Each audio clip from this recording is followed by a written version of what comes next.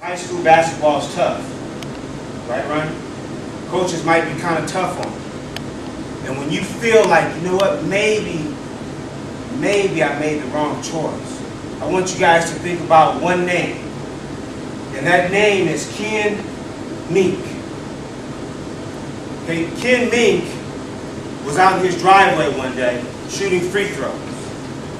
I'm sure all you guys have been there, right? He was out in his driveway shooting free throws, and he began to make shot after shot after shot after shot. He couldn't miss. He got hot.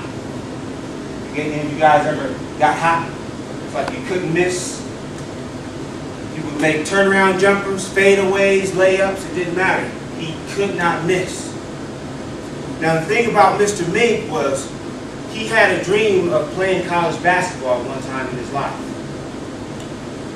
But he gave in to peer pressure and he got kicked out of college for pulling a prank on his coach.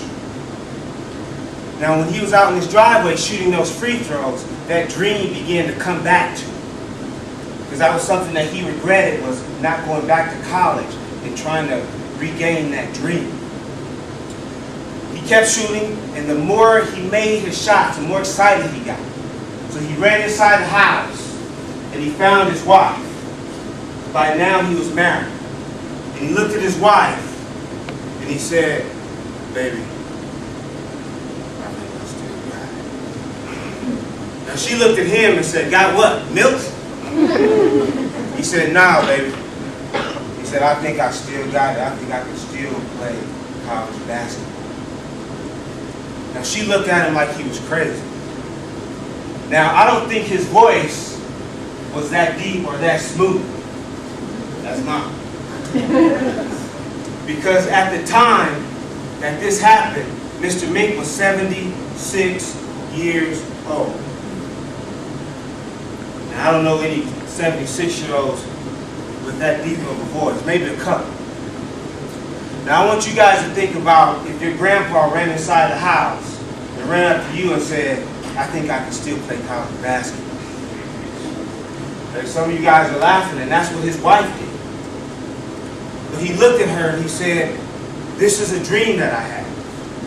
And as you guys get older and you develop dreams that you want to accomplish, people are going to laugh at you. But you have to look at them the same way he looked at his wife and said, this is my dream, I'm going to do this with you or without you." When his wife realized he was serious, she said, "Okay, I'm going to help you out." So they sat down and they filled out 7 college applications to schools. 6 colleges wrote them back, and what do you guys think they said? No. They said, "Heck no, you're too old." But sometimes in life, all we need is one opportunity, right? How many yeses do we need? Just one. But when we get that yes, you have to be ready for that opportunity. So one college called him back, and it was Rowan State. The coach called him up because he thought it was a joke, and he said, "You put down on the application you're 76 years old." Mr. Mink said, "That's right." He said, "Well, we have kids down here that are young." He says, "I know. They're strong." He says, "I know." He said, "They're jumping through the gym." He says, "I know." He says, "I'm not going to be responsible if you come down here and get hurt." Mr. Mink says, "I'm still coming." So he and his wife jumped in his car, and they headed down to the college. Now the man by the name of George Washington Carver said, "Where there is no vision, there is no hope." Now as you guys develop your dreams, you have to have a vision. And what that means is you have to be able to see yourself doing whatever it is you want to accomplish. If you want to play college basketball, if you want to play high school basketball, if you just want to pass the CSATs, you want to visualize yourself doing it. And that's what having a vision is. So when Mr. Mink got in his car, he wasn't going to try out. He was going to just get his uniform. Because in his mind, he had already visualized himself making the team. And when he got down to the college, not only did he make the team, but 2 months later he found himself in a basketball game, standing at the free throw line, shooting his free throws. Now I hope if you guys, once you guys go to college, that you don't have to follow a 76-year-old man to stop it. But somebody fouled Mr. Mink.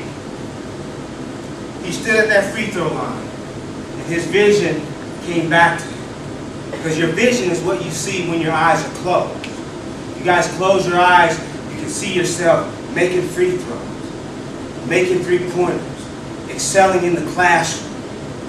He saw himself making those 2 free throws. And not only did he make them, but in the process, he became the oldest man to ever score in a college basketball game. Now, if you guys don't believe me, this is a man right here. Does he look 76 years old?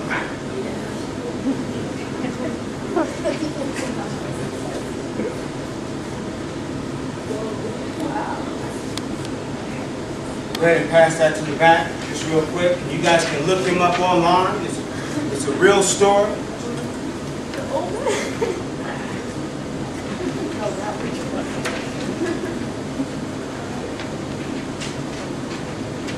But that's an example of what you can do when you set your minds to it. And now I want to ask you guys a question as you guys pass that back. If a 76-year-old man can make up in his mind that he's going to go back to college, and not only go back to college, but he's going to try out for the basketball team and make it. If a 76-year-old man can put the work in every day in his driveway, making free throws, making layups, if he can put all that work in and accomplish his dream, what can we do? Is there a reason why all of you guys, if you set your minds to it, that you shouldn't go to college? Is there a reason why all of you guys, if you set your minds to it, you shouldn't graduate from high school? Are there any excuses when you look at that picture? No. I almost took my picture of Jordan off the wall and put his picture on the wall. Because I have to admire a man who can do that.